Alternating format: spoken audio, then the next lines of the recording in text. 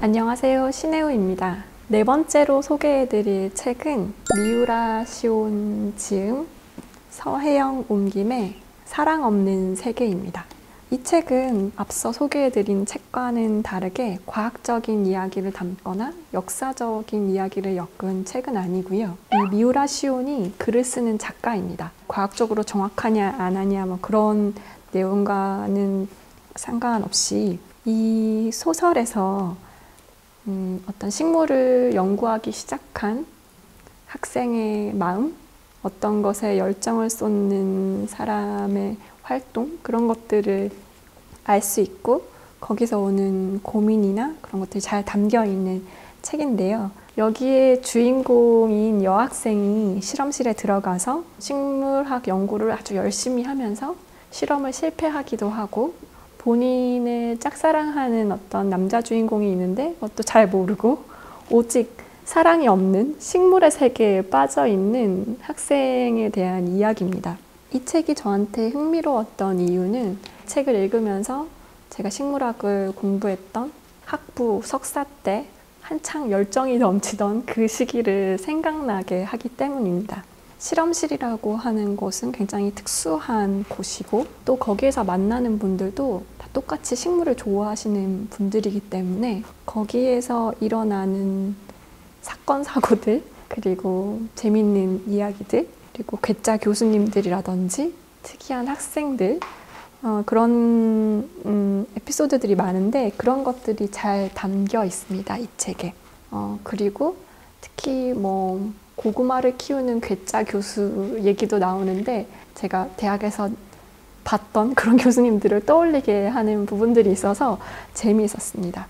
그리고 이런 아마 자연계 쪽에 실험실 학위를 하고 계시거나 마치신 분들은 공감하실 건데 이런 농담이 있습니다. 학부를 끝내고 나면 나는 다 안다. 모든 것을 할 수 있다. 라는 생각이 들고 석사 학위를 하고 나면 나는 아무것도 모른다는 걸 안다는 걸 느끼고 박사 학위를 하고 나면 나만 모르는 게 아니다라는 거를 알게 된대요.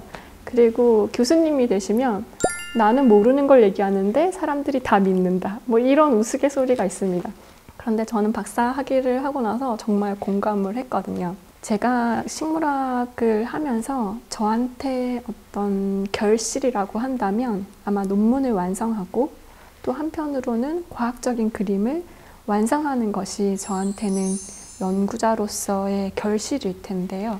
이런 것과 관련해서 이 가을에 생각해 볼 수 있는 식물로 이 사과를 가지고 왔습니다. 아마 가을은 결실의 계절이잖아요. 많은 식물들이 열매를 맺죠. 씨앗을 만들고 그리고 내년에 이제 싹을 틔울 준비를 합니다. 사과에 대해서 한번 살펴보면요.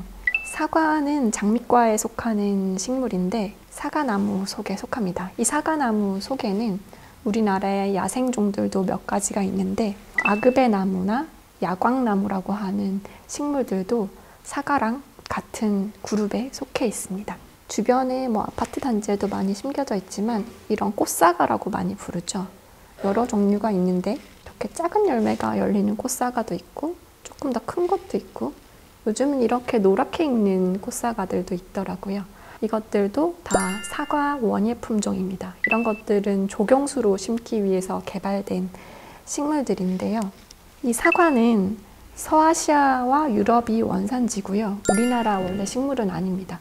그리고 많이 품종으로 개량되어서 우리나라의 과수원에서 심고 있죠. 제가 어릴 때는 이 사과를 보면서 이 사과가 매달린 꼭지 반대편에 이 부분을 뭐 배꼽이라고 했었던 것 같아요. 배꼽 부분 뭐 이렇게 부르는데 꼭지 반대편 이 부분을 많은 분들이 깨끗이 씻고 여기 약간 지저분한 것 같아. 여기 뭐지? 이렇게 그냥 사과 깎으면서 이렇게 도려내고 하셨을 거예요. 그런데 이 사과를 잘 살펴보면 여기에 지저분하게 남아있는 것은 같은 사과 종류에도 다 이렇게 남아있는데 이것은 꽃받침입니다. 그리고 이 꽃받침을 잘 보면 사과가 원래 꽃잎이 5개였고 꽃받침이 5개였기 때문에 어떤 초록색 조각들이 5개로 나눠져 있는 것을 볼 수 있고요. 그 안에를 좀 더 살펴보면 뭔가 지저분하게 떨어지는 것 같아 하는 것들이 암술과 수술이 남아있는 겁니다. 그래서 이 사과는 사실 이렇게 맺혀져 있지만 꽃이 폈다고 생각했을 때는 꽃자루 위에 이렇게 밑에 자방이 있고 그 위에 꽃받침과 꽃잎이 있던 겁니다. 그런데 이 위에 꽃이 지고 나면 꽃받침 흔적과 암술 수술들이 남아있고 그 밑에 있는 자방이 점점 커져서 우리가 먹는 열매 부분이 되는 거죠.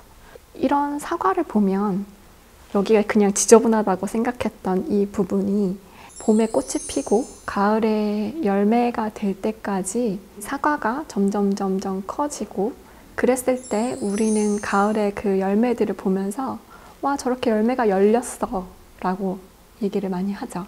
그리고 봄에 꽃이 막 피면 와, 꽃이 폈어 이렇게 눈에 띄게 되는데 사실 우리도 점점 나이가 들듯이 식물도 멈추지 않고 계속 자라고 있는 겁니다. 그래서 사실 봄에 사과꽃을 기억하고 가을에 빨갛게 익어서야 사과를 인지하지만 그 중간에 이 사과는 조그만 상태에서 꽃잎이 떨어지고 그 밑에 초록색 사과가 점점 익어서 이 가을에 이 빨간 사과를 볼 수 있는 거죠. 봄에 갑자기 꽃이 있고 가을에 갑자기 열매가 있는 것이 아니라 그 중간 단계가 있는 것이고 또 가을에 이 열매가 다 떨어지고 나면 겨울 동안에 열심히 봄에 필 꽃들을 꽃눈 안에서 점점 키워서 이렇게 봄에 꽃을 틔우게 됩니다. 그래서 이 사과를 볼 때마다 저는 이 뒤편에 사람들이 지저분하다고 하는 이 부분을 보면서 사실은 다 이유가 있는 부분들이고